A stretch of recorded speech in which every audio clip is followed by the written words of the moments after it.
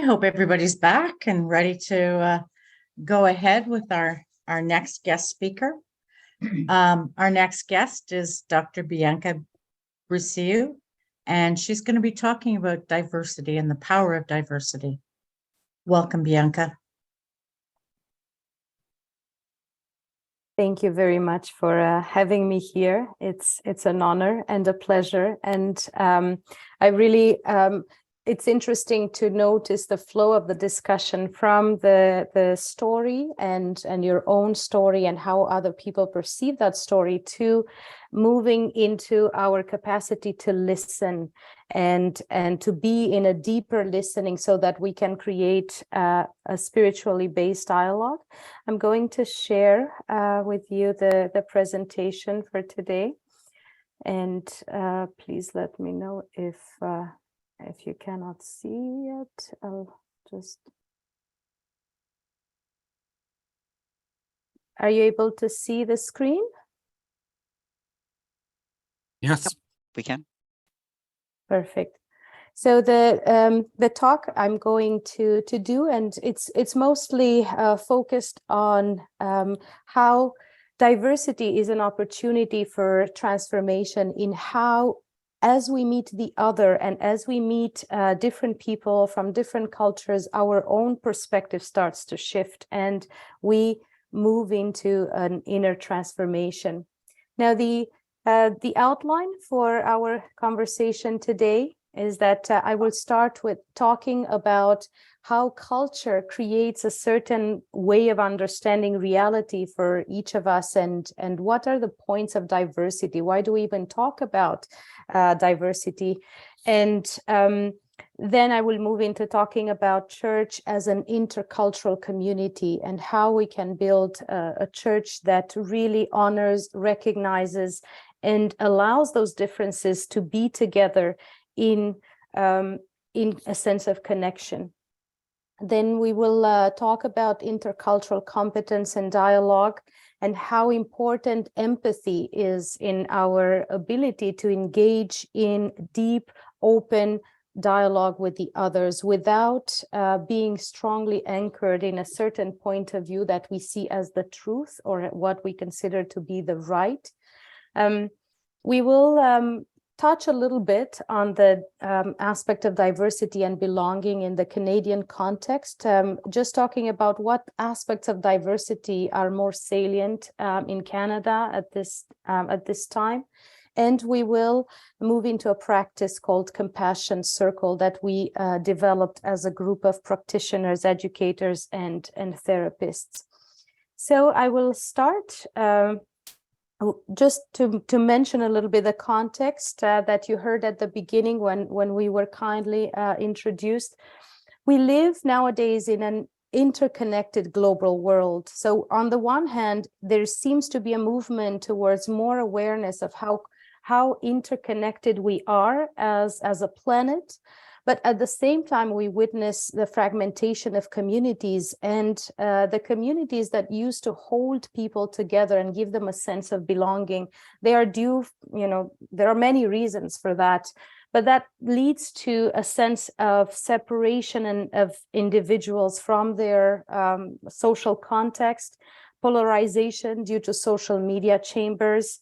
We see the fragmentation of religious communities and a rise in the problems of loneliness and mental health issues, because belonging, relationships, and community are essential for our mental health and well-being. So how is culture related to the individual? We grow up in a culture, we are formed by that culture, and our own identity gets formed in the particular norms of that culture. So for example, people who lived in multiple cultures, they have a more hybrid identity. They tend to have certain aspects in their own identity taking from many different cultures. Now, different cultures also determine different worldviews. So what kind of grids do we use to understand the world, and how do we define differences? For example, we talk about individualism versus collectivism when we talk about cultural differences. And the way we move towards intercultural competence is when we start understanding more of the different cultures, different perspectives, by immersing ourselves either in stories, conversations, films, traveling. I will talk a little bit about these different means. And Reverend Aberdali, you mentioned how much you love movies. I will mention that a little bit as well. And as we move into this intercultural competence, that leads to transformation, because it helps us move from a certain truth-based perspective, which defines our way of understanding the world. And if I just share briefly my own story of encounter with the other, I'm originally from Romania, and I went as an international student to Japan. And as I arrived there, it was shocking to see the cultural differences, and it took me a few months to move through the discomfort and the uneasiness and the anxiety created by constant questions. Why do they drive on the wrong side of the road? Why do they have to ride from right to left and from up to down? Everything was so completely different that it was overwhelming and shocking at the same time. But in the beginning, we tend to see those differences as being wrong because they are not the way we are used to them. And that, I think, opened up my own identity towards these interest in intercultural competence and also different ways of living and studying. And then I immigrated to Canada, and another way of learning started. So as I move back to the context of our discussion, you started beautifully with this conversation about seeing no stranger. And I think we can see no stranger when we are also ourselves. We are no strangers to others. We are no strangers to ourselves. So we know ourselves and we are open to knowing the other. And I have these two quotes for you. When you look into the eyes of a stranger and see a sister or a brother or a sibling, then it is dawn. Until then, it is still night. And the other quote, deep listening is an act of surrender. We risk being changed by what we hear. And we will talk a little bit today about the importance of deep listening. So what is the role of the church in creating community, in bringing people together, in strengthening the ties that connect us despite our differences? So the church can be a major player in creating a sense of belonging and community, but at the same time, we need to pay attention to the danger of creating in-group, out-group dynamics.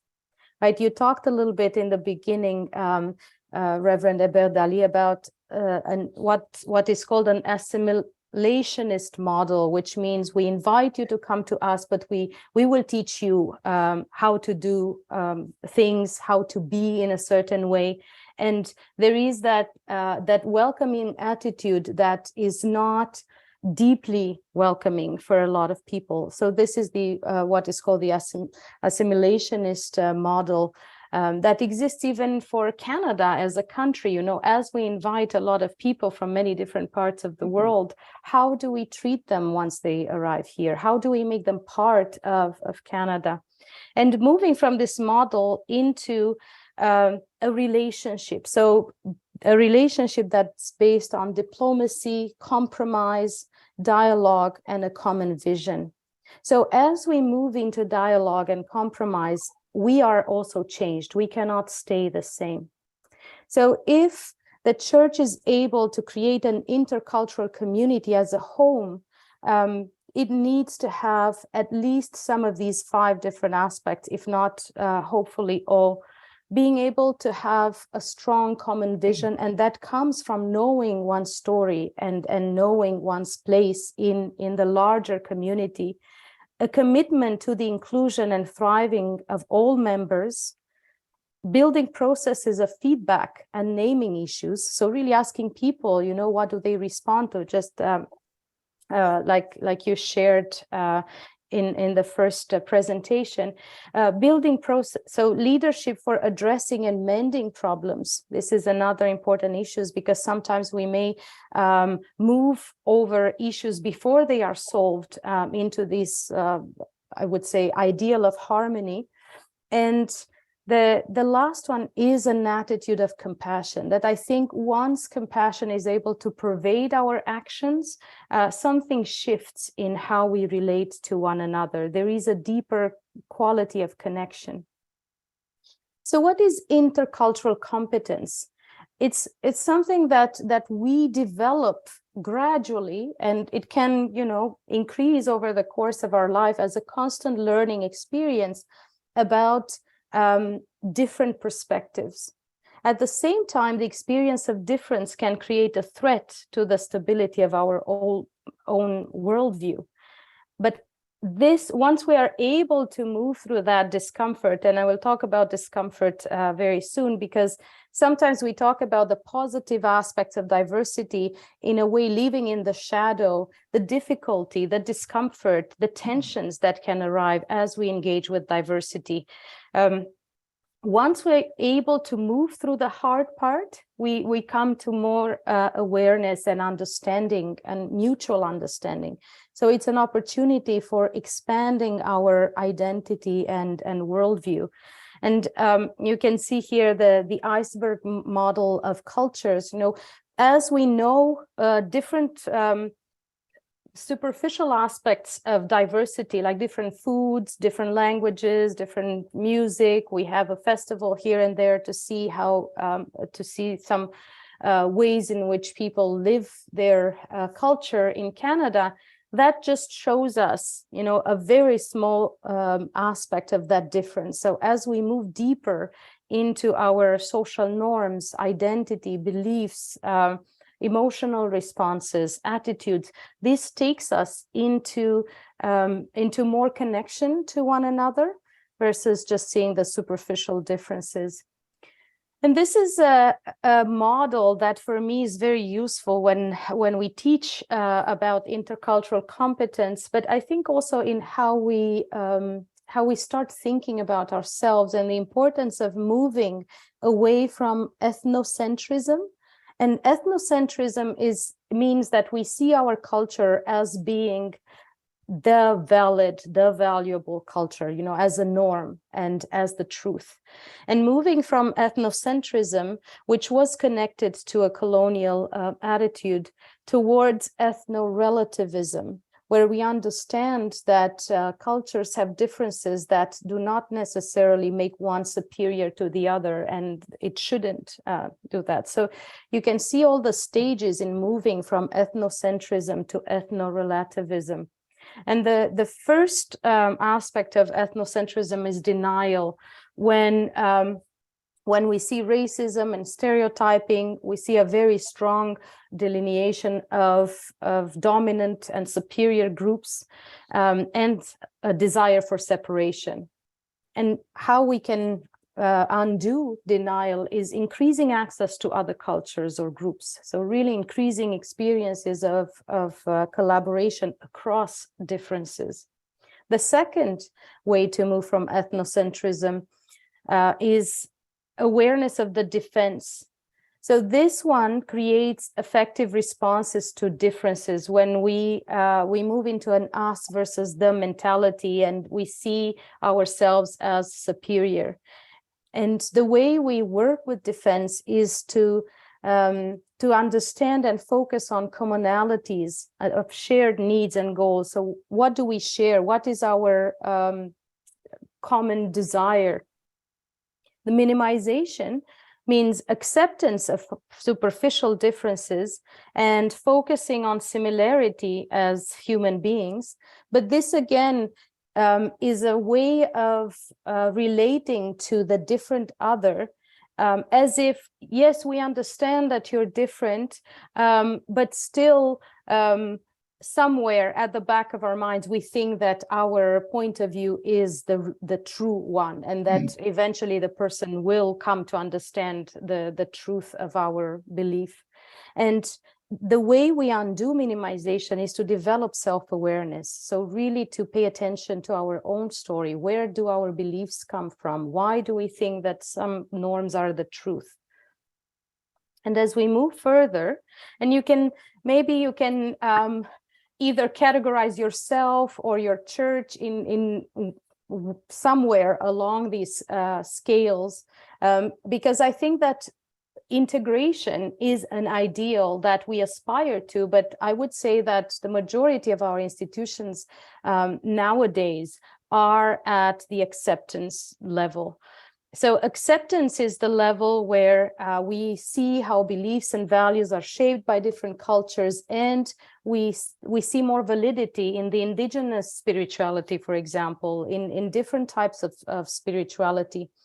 And what we can do in order to move away from acceptance to a more advanced stage is having curiosity, learning about other cultures. And this is how we move then to our own transformation. This is the stage that I'm talking about today, how we adapt through empathy with other perspectives. And this is about creating intercultural dialogues, inviting people who are different to enter a dialogue in which we are open to truly listen to their story, engaging in teamwork, and understanding that as we engage with these differences, we also expand our consciousness. And the desired stage of ethno-relativism is integration, where we start living truly as a multicultural identity ourselves, and we allow our institution to be multicultural, and we allow people with different perspectives to contribute to how we do the work and co-create and co-participate. This is still, I think, something difficult to achieve because we would probably need to move through all the different stages. So I would say that if we succeed in moving from acceptance to adaptation, where many of us are situated, and even myself personally, and I would say that my own institution is at this level. Now, when we talk about dialogue, there is a very important difference between discussion and dialogue. We are mostly used to having discussions. We talk about our opinions, about how we understand things, but dialogue helps us access something deeper in ourselves. And as we access that something deeper, we also access our spirituality. And we are able to engage with the spirituality with the depth of another person. And I'm quoting here from Peter Senge. In a discussion, different views are presented and defended. In dialogue, different views are presented as a means toward discovering a new view. In a discussion, decisions are made. In a dialogue, complex issues are explored. So dialogue really allows us this deeper wisdom and accessing that common spiritual undercurrent that connects us to a deeper level as human beings. And we can engage in intercultural dialogues if we can keep our assumptions aware and open. And what that means is that as we engage in dialogue with other people, we start being aware, oh, this is how I understand things, without seeing that as the ultimate truth. Having active listening and curiosity. So being able to truly listen. We are, in many contexts, we are used to speak more than to listen, because it is connected to maybe a better contribution if we speak. But listening is, I would say, is what helps us move towards connection and healing. And it's also important to have good facilitation for difficult topics. So if we are to engage in difficult conversations, having a facilitator can make an immense difference. So empathy means that besides respecting difference, we can respect difference from a cognitive level as a principle, but truly moving into empathy, it implies a readiness to give up temporarily our own worldview in order to imaginatively participate in the other person's worldview. as long as we are very strongly anchored in a certain way of understanding and we see it as the ultimate truth, it's very difficult to engage in the different story of another person. And the means to increase empathy are self-awareness, right? Knowing our story, knowing who we are, what is important to us, how our beliefs maybe are shaped by our history, reading, watching films about different cultures, traveling, working together, and sharing stories. And I will give you, in the compassion circle, you have an example of the way we can share stories in a way that, that is taking us to a deeper connection. And I wanted to mention a little bit the diversity in the Canadian context, that diversity is an experience. We are all different from each other, right? But certain differences are more salient because they lead to social exclusion, like we see in the case of sexism or racism or other forms of exclusion. We define people by differentiation, and similarity makes us more comfortable because it makes us feel safe to be with people who are like-minded. Diversity is uncomfortable because it creates uneasiness and anxiety, a sense of threat that we immediately feel at an embodied level. It also can create conflict. And the way to move through that sense of threat or anxiety is to cultivate curiosity, intentionality, and openness, to really see the value of that perspective. And I wanted to briefly mention two, just in this case, they are not two, they are more, but the fact that we have such a diversity of ethnic identities in Canada, with almost 500,000 people immigrating to the country between 2021 and 2022. And, you know, every year you have this number of people. There are also Indigenous peoples, more than 1.67 million who are self-identified. Belonging and diversity, right? As we see these diverse ethnicities of people who live in Canada, and many of them who arrive in Canada, it takes months and years, for example, for immigrants to feel belonging, and some of them still remain strangers if they don't find a community where they can feel belonging. We also need to wonder about Indigenous people and open up to their stories in order to understand the ripple effects of colonialism and genocide that continue to impact their communities, even now as we talk about it. So the trauma effects that we see on people are feelings of alienation and hopelessness for many of them. So belonging creates for them a connection and a sense of attachment. And this is why I think that the church has such an important role to create belonging for people who are different, because belonging depends a lot on politics of inclusion and exclusion, and we see these politics in many different forms. Now, I would like to maybe just talk a little bit about spirituality and compassion, and then I will show you a 2-minute trailer from Human Flow, and then we will move into our compassion circle practice. The way spirituality builds our compassion is when we start finding common ground to accept our differences, to move through the discomfort of those differences. Becoming more aware of our own cultural worldview deepens our spirituality as well. And an important note, and I think this was mentioned at the beginning through the other conversations as well, it's important to understand and acknowledge differences before aiming for unity, because sometimes if a community moves too quickly into spiritual transcendence and what connects us all as human beings, denying the differences that people feel, denying that some of them feel alienated, they don't feel welcome, either because of their trauma or because of different reasons, inviting them to share their stories is a way to welcome them in the community.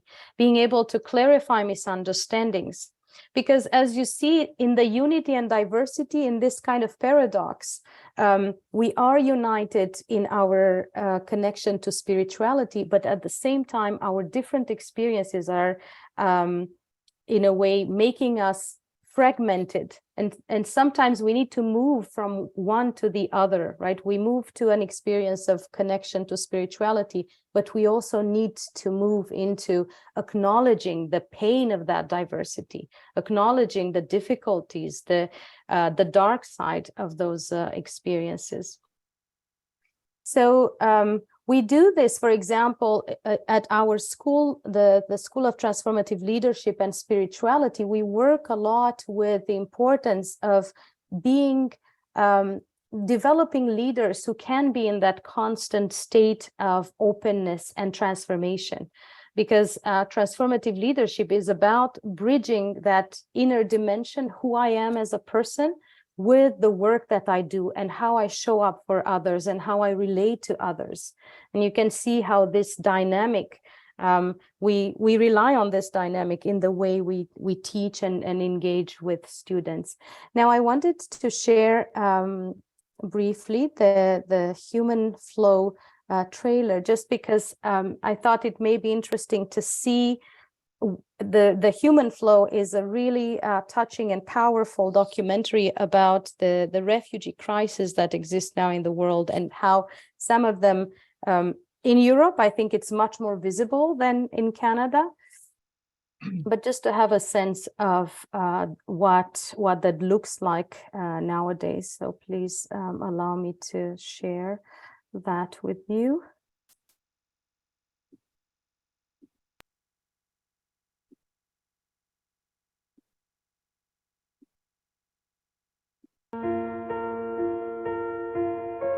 Being a refugee is much more than a political status.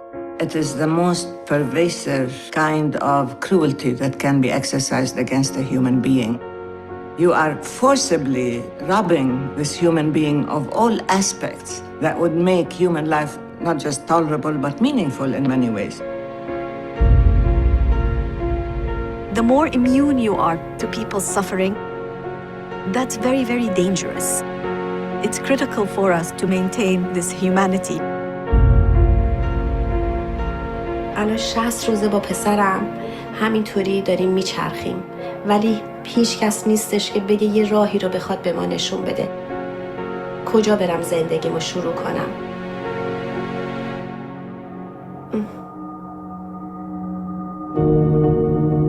If children grow up without any hope, without any prospects for the future, without any sense of them being able to make something out of their lives, then they will become very vulnerable to all sorts of exploitation, including radicalization.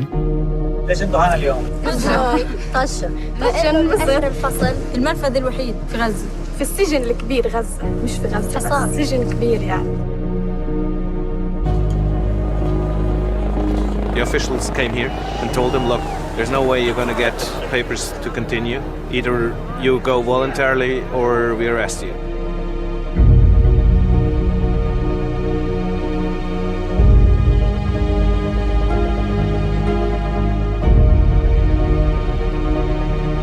I respect you. I respect the passport, and I respect you. It's going to be a big challenge to recognize that the world is shrinking and people from different religions, different cultures are going to have to learn to live with each other.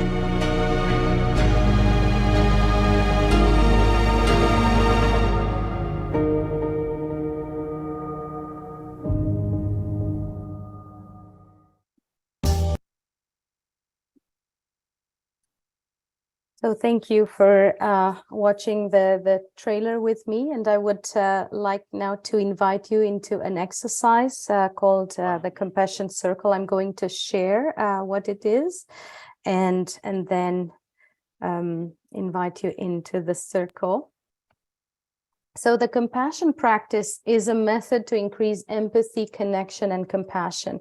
Now, for the purposes of our time together, we practice it in two people, but it can best be done in a circle. And the circle builds emotional self-awareness and compassion, creating a safe space for sharing our emotions through active listening and deep connection with others. The speaker, so I will invite you to choose who is the speaker first as you move in the exercise. Share an experience when you felt a strong emotion. It can be a positive or a negative emotion. It doesn't have to be a negative emotion necessarily. And I invite you to share all the details about that experience. Describe the context, where you were, what you were doing, like a scene in a movie or a picture. This is about really recovering the vividness of the experience, and then share also the emotions that you felt. The person who listens, you're the mirror of the speaker. So summarize what you heard, share what you heard, what you noticed, the emotions that were shared, and I invite you to not comment or give advice, just offer back what you heard from the other person. And this is an exercise of developing our active listening and also moving through the experience of being listened to. And I will share in French. Alors, il s'agit d'une méthode pour accroître l'empathie, la connexion et la compassion. Le cercle favorise la conscience de soi. Il crée un espace sécuritaire qui est propice à partager des émotions par l'écoute active et une connexion en profondeur avec les autres. Je vous ai envie de choisir une personne qui s'exprime et après ça, faire un tour de rôle. La personne qui s'exprime, partagez une expérience où vous avez vécu une émotion intense. Ça peut être positif ou négatif durant 2-3 minutes. Alors, soyez pas trop lent. Décrivez le contexte où cela s'est vécu avec le plus de détails possible, comme une scène de film ou une photographie. Partagez ce que vous avez ressenti, alors les émotions dans cette expérience. La personne qui écoute, je vous invite de créer un résumé de ce que vous avez écouté. Partagez ce que vous avez entendu, remarquez les images, les idées, les émotions perçues. Alors, nous avons environ, je pense que 40-50 minutes pour cet exercice. Est-ce qu'on peut créer des breakout rooms avec 2 personnes dans chaque... Oui. Merci. Can I Go ahead, Susan. Can I just remind people that if you end up in a room by yourself, be patient. There will be somebody else joining you.